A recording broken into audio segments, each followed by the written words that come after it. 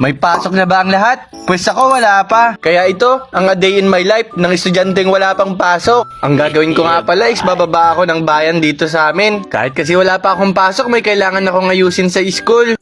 Unang-una ko palang ginawa pagkababa ng bayan, bumili akong payong. Napakainit na kasi ngayon. Pagkatapos naman dun, pumunta ako dito sa tindahan na to. Masarap kasi yung palabok nila at napagutusan akong bumili na ito ng kasama ko. Pagkakuha ko sa pinamili ko, pumunta muna akong clinic. Kaso pagkalakad ko dun, sarado pa, kaya nag-tricycle na ako papuntang school. Natatawa na lang akong aga-aga pa, haggard na ako. Pagkababa ko pala ng tricycle, nagbayad na rin ako agad kay kuya. Tapos pumasok na rin ako agad ng school para puntahan siya. Ito nga pala yung bag niya, pinahawak niya na sa akin at maghintay daw ako. Ay hindi pwede yun, kakain na ako at gutom na rin ako niyan. Habang kumakain nga at nire-record to, nahihiya pa ako, ang dami kasing tao dito sa school. Pero sabi ko okay lang yan, mga 3 subo lang, tas papatayin ko na yung camera.